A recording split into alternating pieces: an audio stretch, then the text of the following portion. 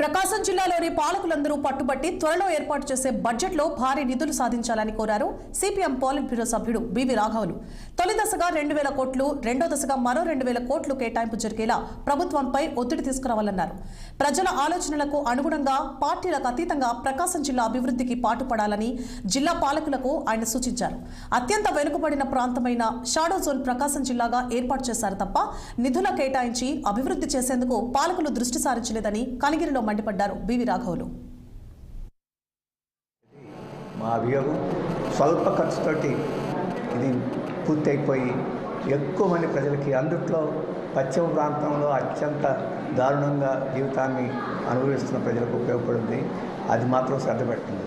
ప్రభుత్వానికి ఎంతసేపు పోలవరం, ప్రభుత్వానికి ఎంతసేపు అమరావతి. ఇప్పుడు డావోస్ వెళ్ళి ముఖ్యమంత్రి గారు వారి తనయులు అందరూ డావోస్ వెళ్ళి స్విట్జర్లాండ్లో పెద్ద పెద్ద కబుర్లు చెప్తున్నారు. డేటా సైన్స్ అంటారు, ఇవన్నీ అంటారు. అవి ఎవరికి ఉపయోగం?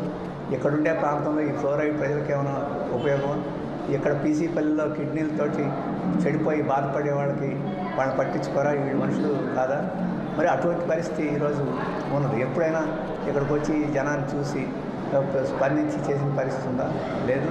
అందుకని మేము సిపిఎంగా ఇక్కడ ప్రజలను కదిలించి దీనికి వ్యతిరేకంగా ప్రభుత్వ నిర్లక్ష్యానికి వ్యతిరేకంగా పోరాడాలనుకున్నాం. దురదృష్టం ఏంటంటే ఇక్కడ ఇప్పటి వరకు రాజకీయ నాయకులుగా చలామణి అయిన వాళ్ళందరూ తెలుగుదేశం కావచ్చు, వైఎస్ఆర్పీ కావచ్చు, అంతకుముందు కాంగ్రెస్ కావచ్చు, వీళ్ళెవ్వరూ దీన్ని పట్టించుకోవాలి.